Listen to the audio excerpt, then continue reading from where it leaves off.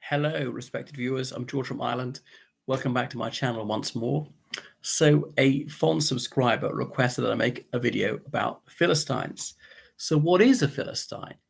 Well, a Philistine is someone who's got really no cultural interests. Now, this word is a bit contentious because, of course, it's a bastardization of Palestinian or Philistine. The Philistines in ancient times mentioned in the Bible, the Philistines fighting the Israelites and so on. In Arabic, it's Philistine, which we now call Palestine. So I'm not sure who originally coined this word and suggested these people were uncouth and loutish. But I don't wish to be saying anything remotely anti-Palestinian when I say this. Just to tell you about the etymology of the word. So a Philistine is someone who doesn't care about culture, certainly not about high culture. When it comes to music, they wouldn't have any taste for classical music, wouldn't know the first thing about it, possibly folk music. They might like some modern pop music. I'm no musicologist, as no doubt you can tell. But like when it comes to Terpsichoreanism, would they dance at all? Possibly, but they wouldn't have any penchant for the finer forms of dance, not just to perform it, but actually watch ballet or perhaps folk dancing or something like that. And I'm no dancer myself, so they probably wouldn't be into kinesthesiology. They might dance just occasionally in a nightclub. But very few people, I think, are attracted to every single art form or every aspect, even of their own culture, never mind world cultures. But a Philistine is someone who's exceptionally indifferent to culture. You called someone this the other day. I see, Nancy Santange. Where are you speaking to me from? Because as I observed, I don't care very much about dancing. I like to watch it occasionally, but I know precious little about it. And I like, I remember my music teacher at prep school who was asked, "Do you like music?" Might seem like an idiotic question to ask a music teacher, and he said, "Some." It's a bit like saying, "Do you like food?" Well, almost everybody likes food. I remember being on a course yonks ago, and the person leading the course asked about 50 of us, students in our 20s and 30s, is anybody here who does not like music at all? And there was one chap who raised his hand. So almost everybody finds some form of music that they find thrilling, find emotionally rewarding or whatever, enjoys it. But methinks there are precious few people, probably nobody, who likes everything from scat singing to playing the bongos to the didgeridoo to symphony orchestras to heavy metal or whatever. Most people have got tastes. They prefer this, they like that somewhat, they dislike that totally. Hello there, Vaush. I wonder why you go by Nancy Sandange then. And a Philistine would certainly not be a bibliomane, would scarcely read at all. If he or she had to read this person, tending to be male more than female, and no, I don't have any data for that, would tend towards things that are factual, reading things that are strictly necessary, would never dip into poesy, novels, or anything like that. Not the finer, more challenging books. So would be very low brow, read things absolutely essential. And hey, it takes all types to make a world. And Philistines, they could have certain talents. They could be gifted with a high aptitude for different areas of achievement. They probably wouldn't care over much about the plastic arts, anything visual in terms of paintings, of textiles, sculpture, statues, and such like, drawing and so forth. If they did like art, it'd be something really simplistic, not maybe artistic photography.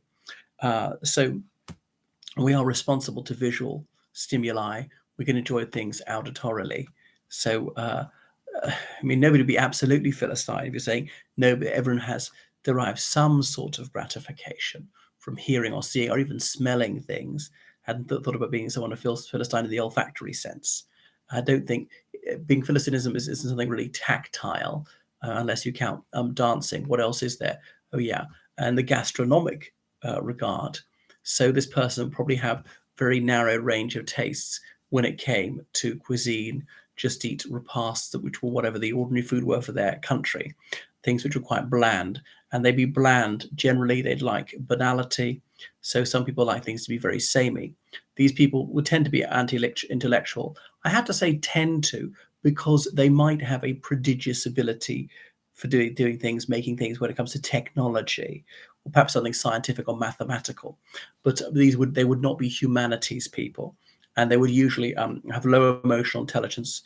This would correlate with a rather a lack of social skills, a narrow lexis, and so forth. Wouldn't have a terribly expressive timbre. Um, yeah, wouldn't really understand others. They might be on transmit about washing machines or air conditioning units or something like that, the periodic table of elements. They might address in a very plain sense. And I would think that conventionality would be the default setting for such people. And they might be fantastic at sports, or even if they don't play it, they might be tremendously interested, might be a football fanatic, watching whatever team follow them around. So I would suspect it correlates with machismo a lot more.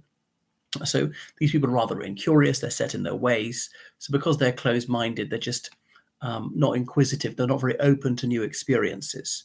And would have the Semmelweis reflex would be very pronounced in such people, would instantly reject anything new, any new nostra. What else? They would be not really, I wonder what's over here. They wouldn't do anything that's really exploratory. They might well be xenophobic, even if there are aspects of culture that they find enjoyable. I suspect these would be culture of their own culture, of their own nation, their own social class, their own religion, or whatever, their own region. These things might be familiarly based, and so forth. So they have a marked preference for the familiar and probably a distrust and distaste for the unfamiliar. And just be completely uninquisitive, not wanting to find out, but what's this one's like, and who wrote that, and can I learn more, and what is the deeper message? Might be quite literal people, superficial perhaps. So some people are very happy with this surface living, and this is not necessarily wrong. I mean, I'm Philistine compared to some people, certainly in some areas of the arts. So these people would be devoid of all cosmopolitanism. So I think technology and sport may well be their forte. You're neoliberal. All art is quite useless. Wow, that's a good question. Well, what depends? Can it be purposive? What would the purpose of it be? To convey messages, just to provide some pleasure? One derives a aesthetic pleasure from looking at a gorgeous oil painting. Luke, have you never enjoyed any piece of music whatsoever? If you haven't enjoyed one, it might have expressed a certain mood for you, even a sorrowful one. It could be in mourning, like Chopin's Funeral March or whatever. Pieces of music, they're not all about elation. Some of them are so reflective, okay, or they're just representing what some things look like. And there's another debate about art. Does it have to represent something outside of itself? Then there's abstract art, which I think is really degenerate. You're quoting Oscar Wilde, I see. Will excuse my ignorance, even though I'm quite a fan of his.